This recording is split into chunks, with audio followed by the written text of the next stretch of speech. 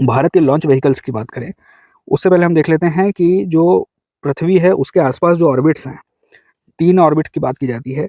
Suppose ये हमारी अर्थ है और ये मून है। इनके बीच की जो डिस्टेंस है वो है लगभग 3,84,000 किलोमीटर और इस डिस्टेंस का लगभग जो 10वां हिस्सा है, लगभग 10वां हिस्सा एग्ज़ैक्ट नहीं, लगभग 10वां हिस्सा हम कहेंगे कि 35,780 किलोमीटर। यहाँ पर ये जो ऑर्बिट है वो है हाई अर्थ ऑर्बिट और यहाँ पर जो सैटेलाइट होते हैं उनका यूज़ होता है कम्युनिकेशन के लिए और मौसम संबंधी जानकारियों के लिए। क्योंकि ये डिस्टेंस ज़्यादा होती है और ये ज़्यादा एरिया को कवर कर सकते हैं यहाँ से। इसके लिए इनका उपयोग कम्युनिकेशन के लिए किया जाता है। इसके बाद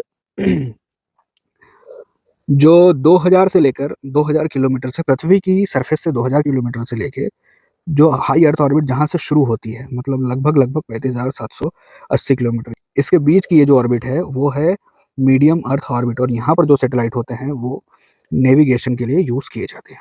इसके अंदर जो सैटेलाइट होते हैं 2000 किलोमीटर के अंदर और लगभग 180 किलोमीटर से लेकर 2000 किलोमीटर के अंदर जो सैटेलाइट होते हैं, इस ऑर्बिट को कहा जाता है लोअर अर्थ ऑर्बिट और यहाँ पर अर्थ ऑब्जर्वेशन सैटेलाइट और जासूसी सैटेलाइट रखे जाते हैं क्योंकि यहाँ पर डिस्टेंस कम है, ज़्यादा क्वालिटी की अच्छी क्वालिटी की इमेज लेनी है, इसके लिए यहाँ पर ये जो अर्थ ऑब्जर्वेशन सैटेलाइट है वो रखे जाते हैं।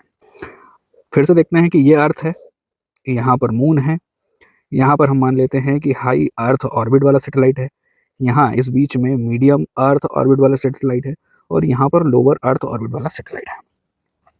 अब चाँद की दूरी चूँकि ज़्यादा है और लगभग 3,84,000 किलोमीटर है, चाँद को पृथ्वी का एक चक्कर लगाने में यहाँ पर 28 दिन लगभग 28 दिन लगते हैं और ये जो डिस्टेंस है जहाँ से हाई अर्थ ऑर्बिट शुरू होता है लगभग 36,000 किलोमीटर। यहाँ से किसी भी सैटेलाइट को पृथ्वी का एक चक्कर लगाने में 1 दिन लगता है और जैसे-जैसे ये डिस्टेंस घटती जाती है, जो सैटेलाइट है उसको चक्कर लगाने की जो टाइमिंग है, चक्कर लगाने का जो समय है वो भी कम होते चला जाता है। जैसे हमने देखा चाँद को 28 दिन, 36,000 किलोमीटर से जो सैटेलाइट चक्कर लगाते हैं उनको 1 दिन और वैसे ही जो सैटेलाइट और ज़्यादा करीब होते हैं, पृथ्वी के 1 दिन में ज़्यादा चक्कर लगा लेते हैं।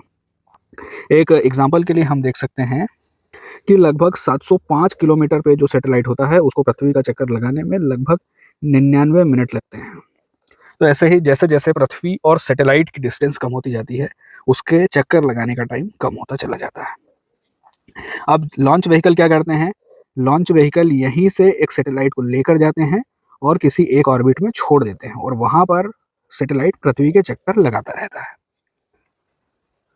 हम देखते हैं कि भारत में सबसे पहले जो सैटेलाइट इसरो ने बनाया था वो था सैटेलाइट लॉन्च व्हीकल एसएलवी। इसकी जो पहली उड़ान थी वो थी 1979 में और अब ये रिटायर हो चुका है। इसकी जो पेलोड कैपेसिटी थी वो 40 किलो सिर्फ 40 केजी थी, 40 किलोग्राम थी और ये लोअर अर्थ ऑर्बिट तक 40 किलोग्राम की पेलोड लेकर जा सकता था। इसके बाद जो बनाया मतलब और ज़्यादा टेक्निकल डेवलपमेंट हुआ, कैपेसिटी बढ़ी और ये वाला जो लॉन्च व्हीकल था वो था ऑगमेंटेड सैटेलाइट लॉन्च व्हीकल। इसकी जो पहली उड़ान थी वो 1987 में हुई थी और इसकी जो कैपेसिटी थी वो लोअर अर्थ ऑर्बिट तक 150 किलोमीटर तक पेलोड ले जाने की थी। इसके बाद हमारा सबसे भरोसेमंद हमारा वर्कहॉर्स 3rd जनरेशन का जो सैटेलाइट लॉन्च व्हीकल था, यानी PSLV polar satellite launch vehicle, इसका डेवलपमेंट हुआ और ये सबसे पहली बार अंतरिक्ष में गया था 1993 में और इसकी जो कैपेसिटी है लोअर अर्थ ऑर्बिट तक तो ये लगभग 1800 केजी तक का वजन ले जा सकता है। लेकिन जियो स्टेशनरी ऑर्बिट तक यानी कि हाई अर्थ ऑर्बिट तक 1000 केजी तक का पेलोड लेकर जा सकता है। Geo synchronous satellite launch vehicle GSLV ये भारी सैटेलाइट है, हेवी लिफ्ट सैटेलाइट लॉन्चर है और इसने पहली उड़ान भरी थी 2001 में और लगभग 2500 केजी का वजन लेकर जा सकता है। इसके बाद इसका ही अपग्रेडेड वर्जन और ज़्यादा भारी और ज़्यादा वजन और ज़्यादा पेलोड कैपेसिटी वाला लॉन्च व्हीकल बना जीएसएलवी M3 या फिर LVM-3। इसकी पेलोड कैपेसिटी है 4000 केजी की और इसने पहली उड़ान भरी थी 2014 में। फिर हमने एक अभी जो सैटेलाइट हम डेवलप किया है वो है स्मॉल सैटेलाइट लॉन्च व्हीकल, क्योंकि छोटे सैटेलाइट भेजने के लिए लोअर अर्थ ऑर्बिट तक सैटेलाइट भेजने के लिए बड़े लॉन्च व्हीकल में ज़्यादा खर्चा हो जाता है, ज़्यादा समय लगता है। इसके लिए ये छोटे सैटेलाइट लॉन्चर व्हीकल हमने डेवलप किए हैं। ये 500 केजी तक का वजन लोअर अर्थ ऑर्बिट तक लेकर जा सकता है। 2022 में पहली उड़ान भरी थी और इसके बाद जो रीयूजेबल लॉन्च व्हीकल है इसका अभी टेक्निकल डेमोन्स्ट्रेशन किया जा रहा है। अभी विकास के चरण में है, अभी पूरी तरह से विकसित नहीं हुआ है।